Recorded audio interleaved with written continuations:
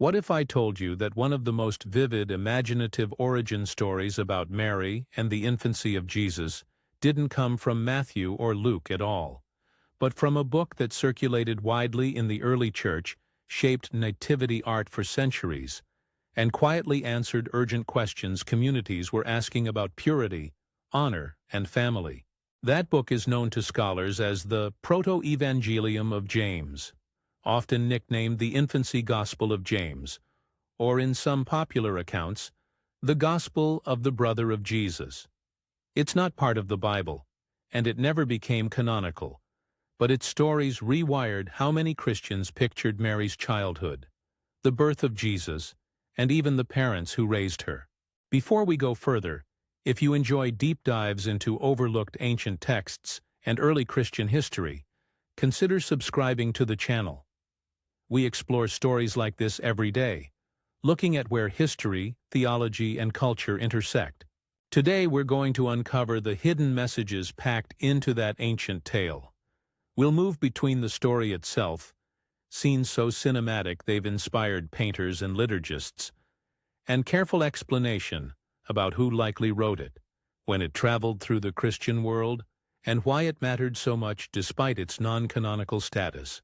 I'll tell you the core episodes in order, pause to unpack what they were doing theologically and socially, and point out the places where the Protoevangelium borrows from Matthew and Luke, and then pushes beyond them.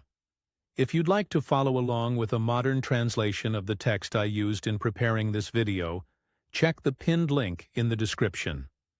There's a bilingual edition that's particularly useful for readers who want both the story and the scholarly notes.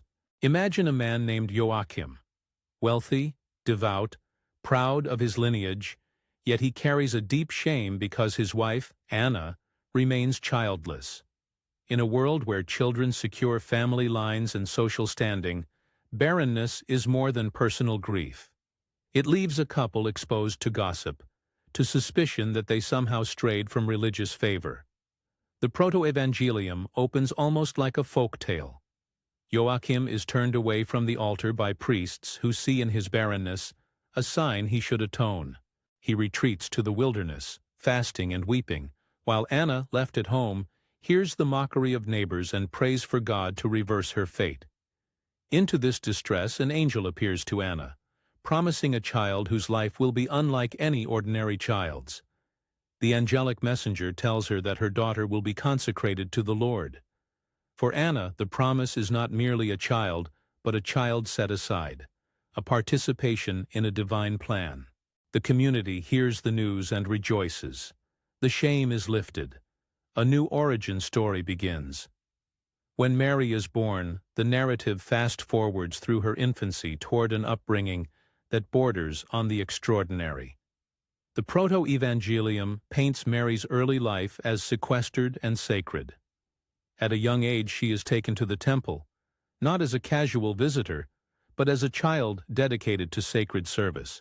The image the book gives us is striking. A little girl growing in the precincts of the holy place, cared for by priests, fed at the altar, learning the scriptures. This is not merely a pastoral detail. The text uses Mary's temple upbringing to claim a kind of purity that answers real anxieties in the early church. She is separated from ordinary family life in order to remain untouched by sexual rumor and to be prepared for a vocation that, in the imagination of the author's community, required absolute sanctity. When the time comes for Mary to leave the temple, because a guardian must be appointed to keep her honor and care for her, the priests face a problem. They want someone worthy, someone of stability and respect, but also someone who will honor Mary's preserved purity. The scene that follows is one of the most memorable and artfully imagined in the Protoevangelium, the selection of Joseph. Joseph in this story is not the young carpenter of later tradition. Here he is older, a widower, a man with children from a previous marriage, a guardian rather than a husband. The priests summon the suitors, tell them to bring staffs, and set them before the altar. The book describes a miraculous sign. Each man places his staff beside the altar. That belonging to Joseph blooms into flowers and birds, or in some retellings, a dove flies to rest upon it. The sign marks Joseph as chosen, not because of his vigor or sexual allure, but because of a symbol that communicates divine approval. The image is theatrical, a staff transformed into living promise, and it has had an enormous visual afterlife in icons and nativity scenes. It tells us in symbolic language what the author thought mattered: stability, guardianship, and a divinely sanctioned protector for the one set apart in the temple. Soon after Joseph is appointed guardian, the narrative delivers another dramatic moment. An angel appears announcing that Mary will conceive by the Holy Spirit. The Protoevangelium takes pains to stress that Mary's pregnancy is miraculous and virginal. It is neither ordinary conception nor evidence of impropriety. In the text, the Annunciation happens in the temple, and later, Mary explains to Joseph that she has conceived by God's power. Joseph, shocked and reluctant at first, is reassured, sometimes by divine sign, sometimes by a vision, that Mary's condition is indeed blessed, not shameful. All of these episodes, the consecration, the guardian chosen by a blooming staff, the virgin conception, are crafted to address a set of pressures the author's community perceived as real. Scholars caution us not to read these stories as historical reportage. Instead, the Protoevangelium dramatizes ideals: the sanctity of Mary, the legitimacy of Jesus' birth, and the purity of his mother. But as a narrative, it's convincing in its internal logic. If someone had asked the readers of this book, how can Mary be both mother and untouched? The Protoevangelium offers a sequence of events that resolves the tension beautifully: divine selection, careful guardianship, miraculous conception. Drama intensifies when Mary's condition becomes public. The text recognizes a further social problem: how to silence gossip. In the world of the book, a pregnant woman promised to the Lord would inevitably attract suspicious eyes. To answer that, the Protoevangelium stages a public test, a trial that will make the invisible visible. The trial takes the form of an ordeal by water. In the book's account, priests and elders gather to investigate. Mary drinks the water of truth. Joseph is questioned. Witnesses are called. The narrative frames the test as a divine judicial moment. The community's suspicion must be settled in a way that vindicates Mary and preserves social order. The author's aim is not merely to tell an emotional story, but to provide a ritual mechanism for resolving rumor. The ordeal's result is clear within the story. Mary is vindicated, her virginity affirmed, and Joseph's role as her guardian confirmed. For readers and listeners, it's a public exoneration that restores honor. Then comes the account of the birth. Unlike Luke's domestic manger scene, the Protoevangelium relocates the delivery to a cave or a remote grotto. The book amplifies vulnerability. Mary gives birth in seclusion, attended by midwives. The narrative insists on the miraculous specifics. Jesus is born without diminishing Mary's virgin status. It is in this moment that the character named Salome appears, a midwife who expresses raw doubt. Salome's doubt is not subtle.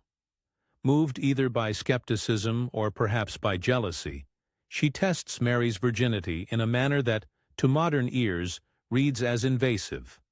She touches Mary or performs a physical probe to verify what the community already fears to name. The Protoevangelium dramatizes the consequences of such skepticism. Salome's confidence is punished. Her hand withers, or she is stricken with illness as a sign of divine displeasure. But the narrative offers a path to repentance and reconciliation. Salome prays, or she is guided to seek Mary's forgiveness. When she does, she is healed. In some versions, she touches Mary's breast and recovers. In others, she receives the child's blessing. The scene operates as a parable about doubt and restoration. Rash judgment yields harm. Mercy and confession restore health. The Protoevangelium's birth narrative is cinematic, in part because it includes sensory details: the cave's darkness, the urgency of labor, the miraculous hush when the child is born, the raw humanity of a midwife who must confront the limit of her understanding. For generations of Christians who had no access to Luke's symbolic descriptions, this account provided an intimate, even tactile image of the Nativity. Artists seized on it. Joseph as an elderly guardian, Mary as perpetually virginal yet motherly, midwives shown washing the infant, Joachim and Anna celebrated as grandparents whose barren years were reversed. The story doesn't stop at the birth. It also weaves in the wider political and familial context that would frame the child's early years. The Protoevangelium inserts echoes of known motifs: threats to children from hostile rulers, miraculous protections for those threatened, and parallel infant stories elsewhere in scriptural memory. In the book's narrative logic, danger looms: rulers who feel threatened by a new child of great destiny, neighbors whose curiosity turns to suspicion, and relatives who must make decisions that affect both honor and survival. There's also a thread that connects Mary to other miraculous births in the same narrative universe. The Protoevangelium pairs Mary's story with the family of Zechariah and Elizabeth and the birth of John the Baptist. Their experiences mirror and reinforce the theme of divine reversal: Zechariah's speechlessness and eventual fate, Elizabeth's hidden protection during dangerous times, and John's miraculous preservation all form a tapestry. The book treats these parallels as signs that God operates through unexpected births, a theological motif designed to assure readers that God chooses the lowly and vindicates the accused. At this point, a reasonable question emerges. Why would an early Christian community create such a rich set of episodes that expand beyond the canonical infancy narratives? To answer, we need to move from story to motive. If this kind of question-driven analysis is what brought you here, subscribing helps you find future deep dives like this without having to search for them. The Protoevangelium reads like apologetics in narrative form.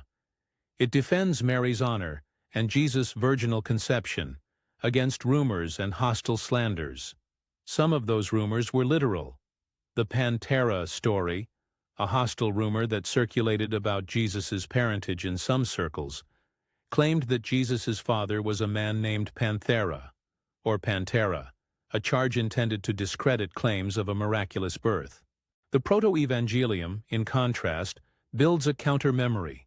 Mary is chosen, preserved, and vindicated by God. The tactic is clever. Instead of arguing in abstract theological terms, the author composes a vivid life story that makes Mary's purity plausible within social norms, and thus deflects slander. But motive is not only defensive. The book also aims to fill theological and liturgical gaps. Matthew and Luke give us glimpses: angels, prophecies, shepherds, magi. But they do not tell us who raised Mary, how she came to be consecrated, or how communities should honor her parents. The Protoevangelium supplies those details. By providing a narrative for Joachim and Anna, for Mary's temple life, for Joseph's selection, the book enables communities to celebrate feasts, to identify holy ancestors, and to compose prayers and hymns that recognize family origins. In short, it creates resources for devotion as much as for doctrinal defense. Scholars reading the text also notice its social concerns. The Protoevangelium repeatedly returns to questions of purity and social honor, a reflection of anxieties about women's sexuality and reputation in antiquity. By portraying Mary as dedicated from infancy and surrounded by sacred space, the book cultivates an image that preserves female honor at a time when accusations could be ruinous. At the same time, the text insists on Joseph's elder status and his role as guardian, which simultaneously protects Mary and neutralizes claims that the community condoned inappropriate relations. The narrative thus operates within gendered expectations of honor culture while reshaping them to fit theological claims about divine action. One of the striking consequences of this storytelling is how quickly it entered devotional life. Even though the Protoevangelium never became part of the New Testament canon, its images found their way into the popular imagination. Paintings, homilies, hymnography, and calendar feasts embraced Joachim and Anna. Icons depicted Mary as a temple maiden. Nativity plays borrowed the midwife scenes. Over centuries, such images congealed into patterns of belief and prayer, and for many Christian communities, the story felt as authoritative in shaping devotion as any canonical text. Before we go further into the book's later influence and the scholarly debates about authorship and dating, it's worth pausing to ask, how should we treat the miraculous elements? The answer matters because the Protoevangelium's power rests on those striking signs. Staffs blossoming, midwives healed, angels speaking. Historians approach these as narrative theology and as folklore functioning within communities. They are signs meant to persuade listeners that God's hand is visible in domestic and communal events, that the scandal of barrenness can be reversed, and that rumor can be decisively refuted by providential signs. For believers in many traditions, such stories also have devotional value. They shape imagination and prayer, even if their historicity is not assumed. For historians, the value is different. These episodes reveal the concerns and rhetorical strategies of particular Christian groups. At this junction, the narrative opens a doorway into textual history.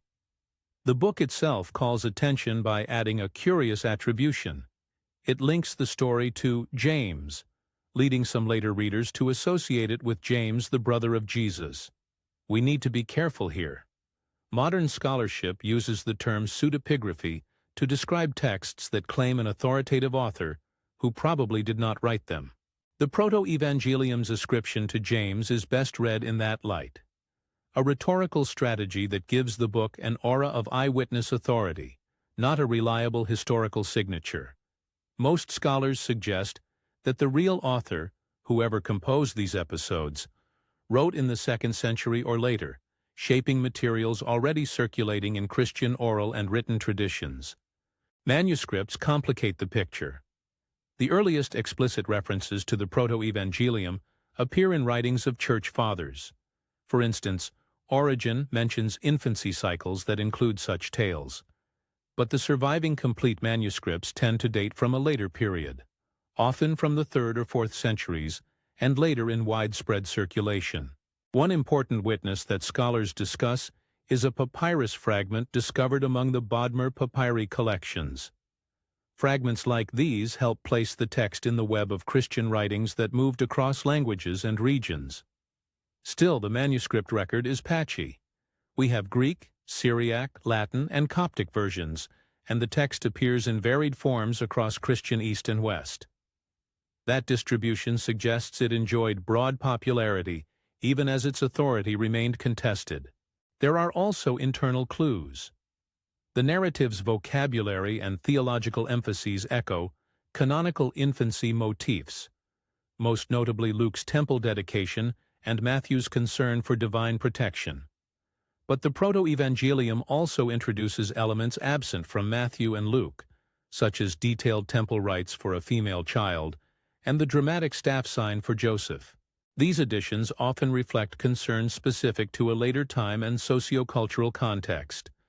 The rise of veneration for Mary, debates about sexual morality, and the need to supply holy genealogy for communities that elevated certain sacred families.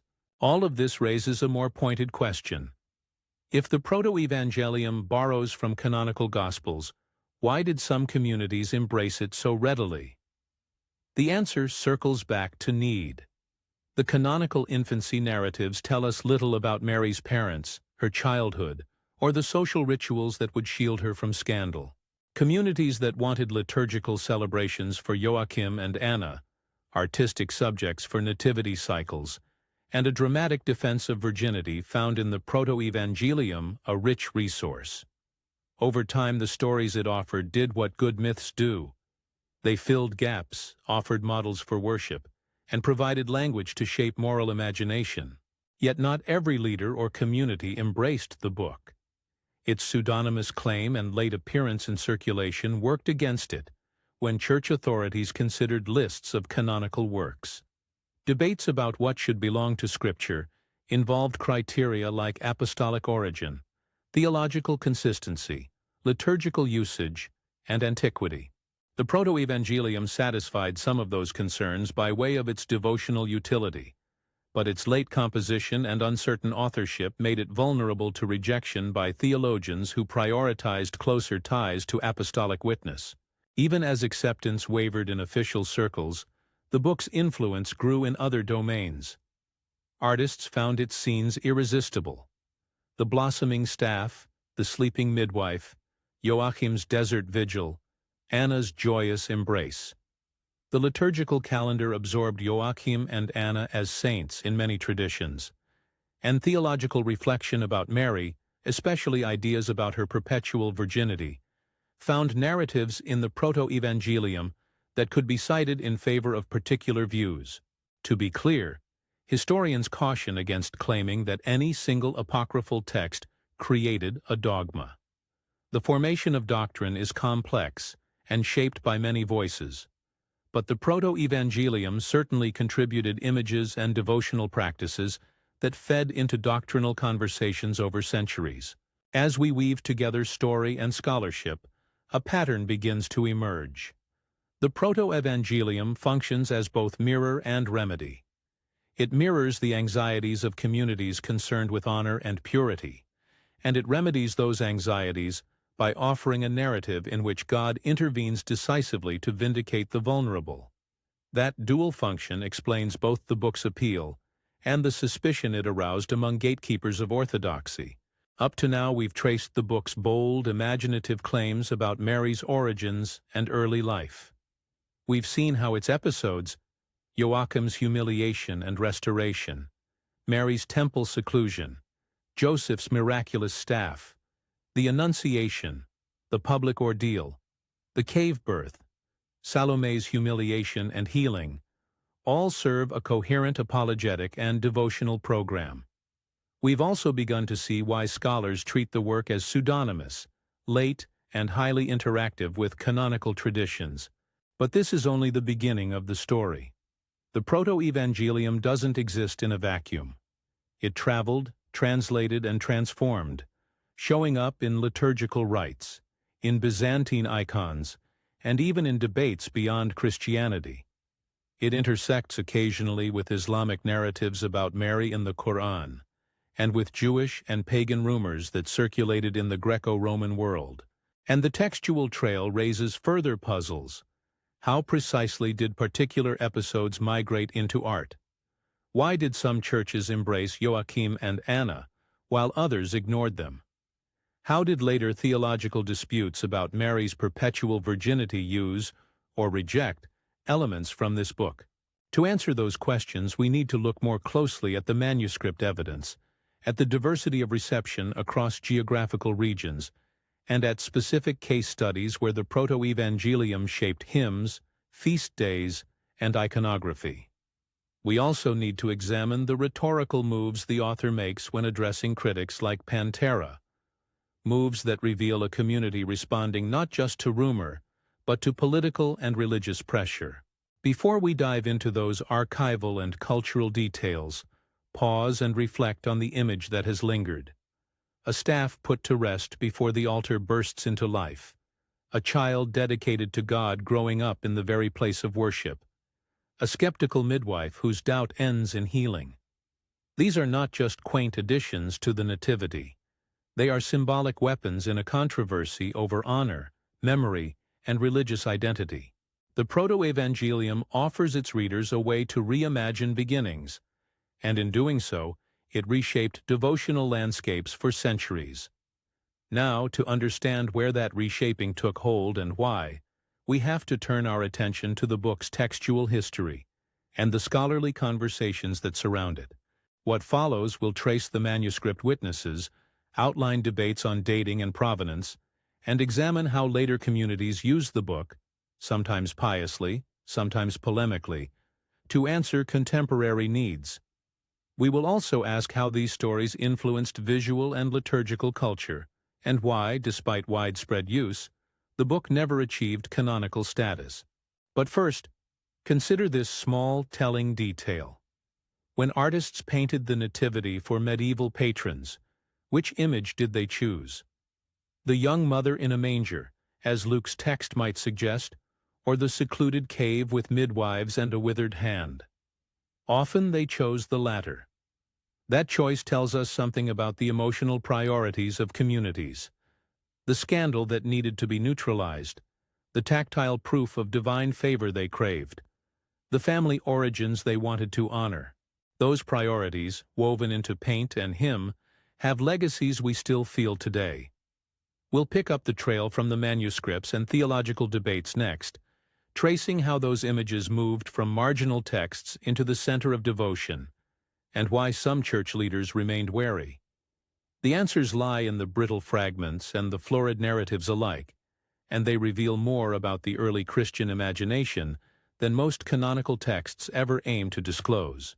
The answers lie in the brittle fragments and the florid narratives alike, and they reveal more about the early Christian imagination than most canonical texts ever aim to disclose.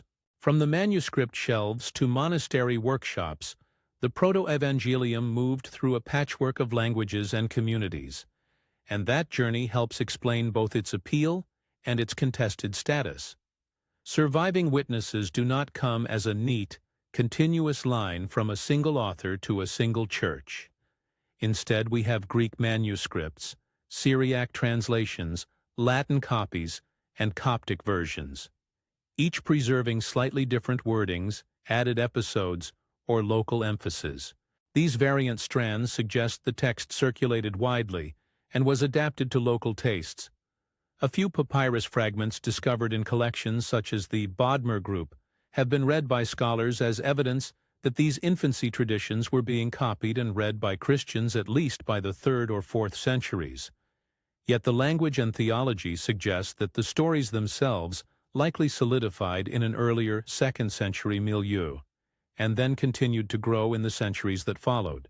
That mixed transmission matters because it tells us something important about how communities made and remade authority.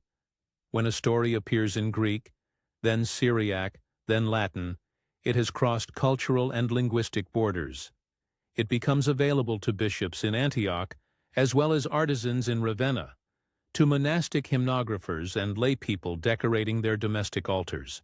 The Protoevangelium's motifs, Joachim's desert penance, Anna's song of thanksgiving, the staff that blooms for Joseph, the midwife's withered hand and recovery, are particularly easy to represent visually, and that helped the text ride into popular devotion even where formal ecclesial endorsement lagged. Why, though, did formal endorsement lag? Two technical terms help explain the gap: canon and pseudepigraphy. The canon is the set of texts that a given church community accepts as authoritative scripture. The early church used a mix of criteria: apostolic origin, consistency with received teaching, liturgical use, and antiquity, to test writings. Pseudepigraphy is a common ancient practice of attaching a famous name to a text to give it authority. The Protoevangelium's ascription to James functions in that space. It gives readers the sense of an eyewitness or close associate, but most modern historians read that claim as strategic rather than literal. A work can be beloved without being judged scriptural.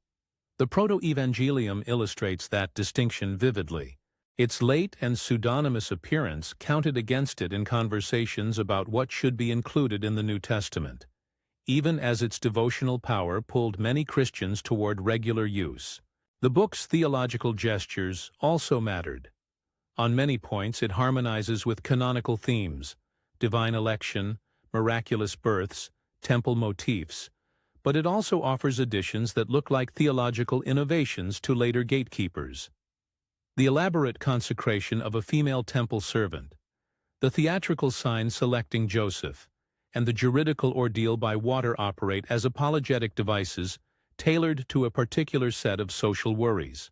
For some theologians, these devices seem to step beyond the sober testimony they expected from apostolic tradition.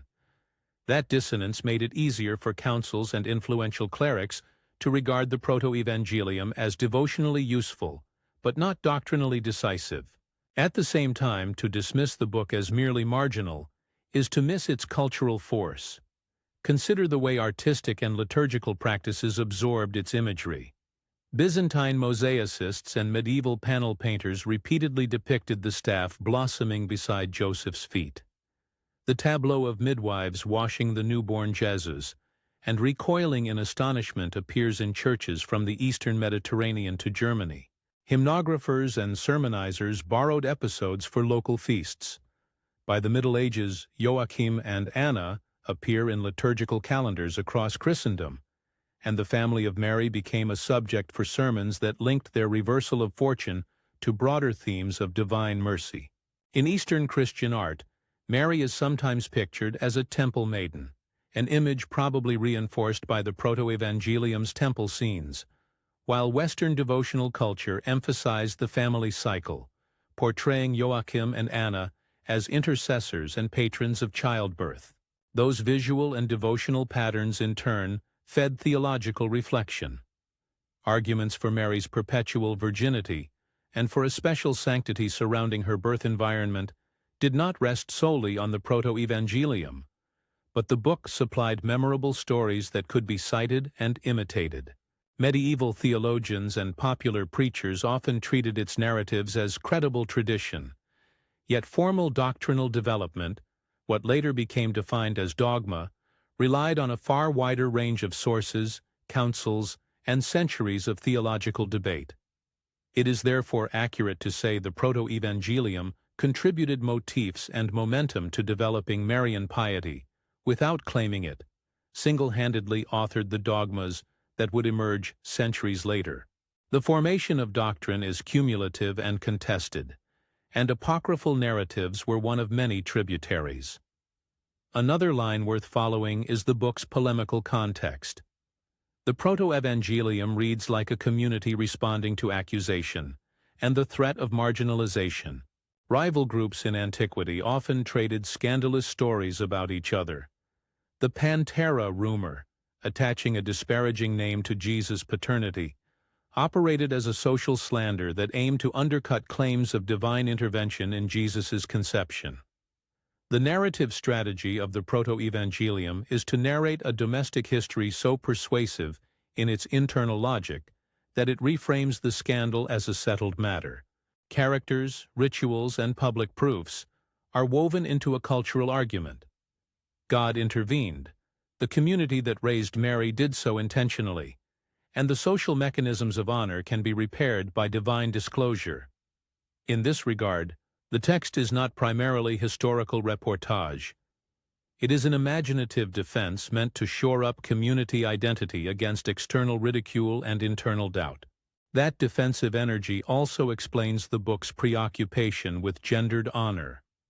In Mediterranean honor cultures, accusations about sexual impurity had long-term consequences for women and families.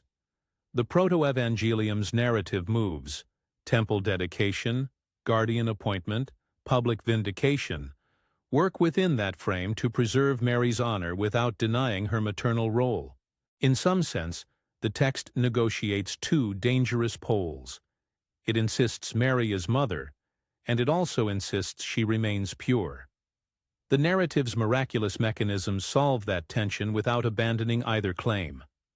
Modern readers can see these moves as theological inventiveness aimed at a social problem: how to maintain respect for a woman at once central to faith and vulnerable to slander. The text's afterlife also includes surprising cross-cultural echoes. Some readers have noticed resonances between elements of the Protoevangelium and stories found in the Quran, chiefly the Quranic celebration of Mary and the miraculous aspects of Jesus' birth in Surah Maryam. Scholars caution against neat lines of borrowing. The presence of similar motifs, angelic annunciation, miraculous provision, protection in dangerous times, can be explained in multiple ways, including shared cultural memory, parallel theological developments, or the circulation of common oral and written traditions across Near Eastern religious communities. A number of historians accept that intersecting storytelling environments made thematic overlaps likely, while others insist that direct dependence is difficult to prove. The safest conclusion is that the Protoevangelium participated in a broader Mediterranean religious imagination in which miraculous births and divine reversals were canonical narrative tools, and that those tools sometimes crossed confessional boundaries. Digging deeper into the manuscript evidence, we find patterns that illuminate how different communities used the book. In some Syriac and Coptic settings, the Protoevangelium was incorporated into collections of infancy narratives that congregations read during certain festival seasons. In the Latin West, while the text never joined the core biblical canon, vernacular adaptations and homiletic retellings kept its stories current among clergy and laity alike. The multiplicity of versions also suggests active editorial engagement. Scribes and storytellers sometimes expanded the tale, added miracle motifs, or harmonized the narrative with other popular traditions. These layers of accretion mean that when we study the Protoevangelium today, we are often dealing with a composite tradition rather than a single, unchanging text. Because of that textual fluidity, modern interpreters must be careful about claiming any one passage represents the original story. Instead, scholars map a family of related texts and note how specific episodes, such as the ordeal of water or Salome's hand, appear, disappear, or transform across time and place. That variability itself is instructive. It shows that early Christian communities were not passive recipients of a fixed canon of stories, but active agents who reshaped narratives to meet local devotional and apologetic needs. The question of authorship opens another window into the text's function. Naming James as author gives the Protoevangelium a surface authority. James was an authoritative figure in early Christianity, often associated with Jerusalem leadership and a reputation for piety. But naming a famous person to confer credibility was a common strategy in antiquity and not unusual among apocryphal works. Modern scholars thus read the James attribution as part of a literary technique, attaching the narrative to a reputable name so that listeners would treat the account as quasi-eyewitness testimony. That rhetorical move enhances the text's persuasive power, while also exposing the limits of its claim to scriptural status. When bishops and theologians assessed texts for the canon, such pseudonymous attributions were often viewed with suspicion. Historians also debate where the Protoevangelium originated geographically. Some linguistic and thematic clues point toward a Syriac-speaking milieu in the eastern Mediterranean, while other elements suggest a broader Hellenistic Christian environment. The variety of early translations and the text's presence in both Eastern and Western traditions favor the idea that it circulated widely and was not the product of a single isolated community. That widespread undercuts arguments that treat the text as marginal in practice. It was marginal to the canon, but central in many practices of devotion. Why then did the book remain so influential despite not being canonical? The answer returns to the power of narrative. Communities need stories that embody values and answer painful questions. The Protoevangelium offered both.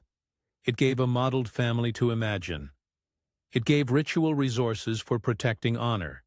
It gave images that could be painted, sung, and acted out.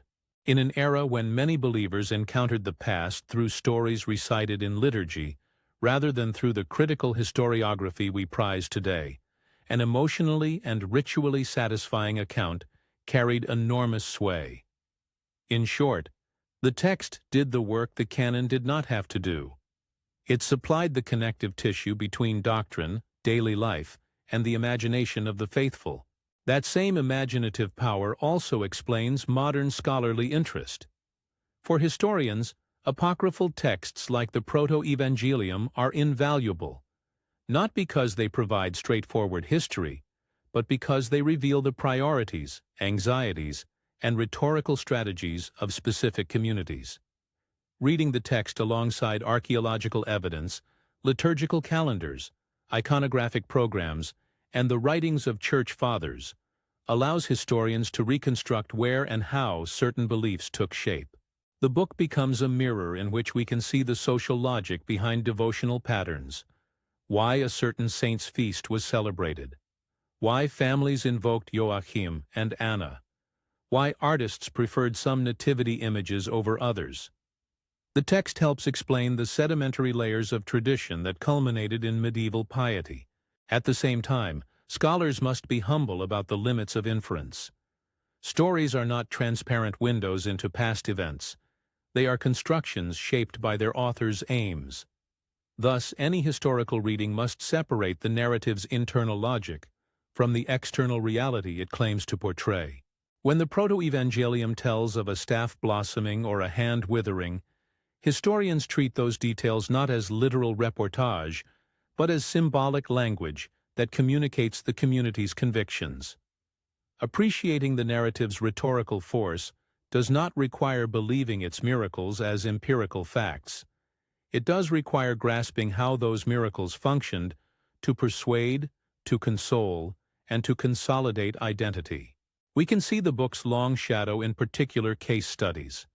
In medieval Europe, pilgrims visiting shrines dedicated to Mary often encountered cycles of imagery that derived directly from apocryphal infancy tales.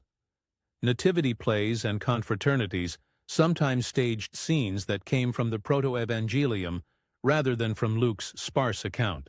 In Byzantium, icons of the Nativity and of St. Anne's motherhood reflect elements from the text, sometimes emphasizing Mary's temple upbringing, sometimes showing Joachim's penitential retreat. These artistic choices are not mere decoration. They communicated theological claims to largely illiterate audiences.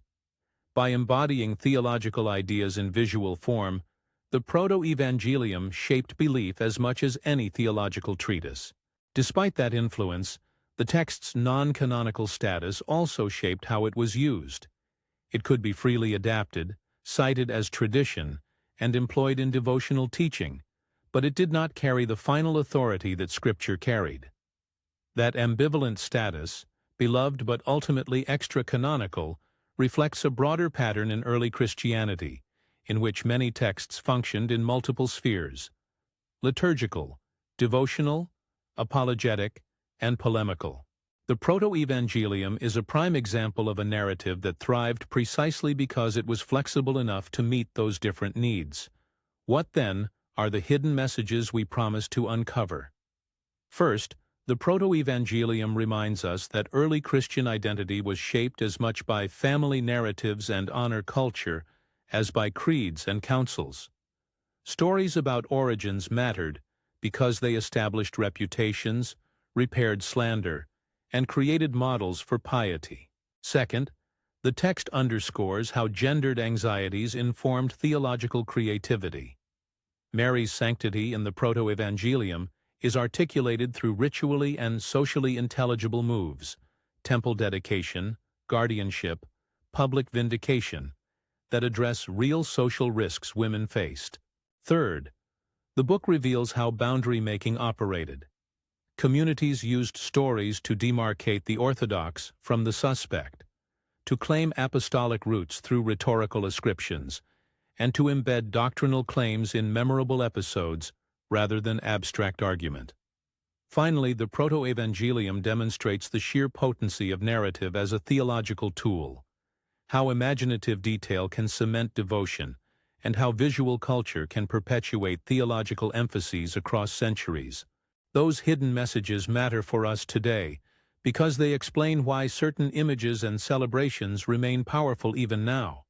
When we light a candle before an icon of Mary, when we hear a hymn invoking Joachim and Anna, or when we encounter a medieval nativity scene with midwives at the manger, we are interacting with a tradition shaped in part by this apocryphal text. Recognizing that influence helps contemporary readers appreciate the layered history of Christian devotion, and to distinguish between the canonical sources of doctrine and the broader cultural resources that informed popular piety. At the same time, acknowledging the Protoevangelium's role need not diminish its devotional value for many believers. For some communities, the book's stories continue to inspire prayer and liturgy. For others, it remains an object of scholarly curiosity. The healthiest posture is simultaneously appreciative and critical. Appreciate the imagination and pastoral sensitivity that produced these narratives, and apply critical tools that sort literary purpose from historical claim. In closing, the Protoevangelium of James stands as a fascinating case of how storytelling can shape a religious tradition. It is a work of rhetorical imagination, a response to rumor, a supply of origin stories, and a treasury of images that artists, liturgists, and believers folded into the long life of Christian worship. It was never granted canonical status, in part because of its late and pseudonymous character, and in part because ecclesial gatekeepers favored texts they linked more directly to apostolic witnesses. Yet it never really disappeared. Its scenes continued to teach and to move people, leaving traces that reach even into our modern nativity iconography and feast day calendars. If you found this dive into ancient texts and early Christian imagination fascinating, please like this video, subscribe if you haven't already, and share it with someone who enjoys the crossroads of history, theology, and culture. We explore material like this every day because ancient communities wrestled with questions that still shape how we think today.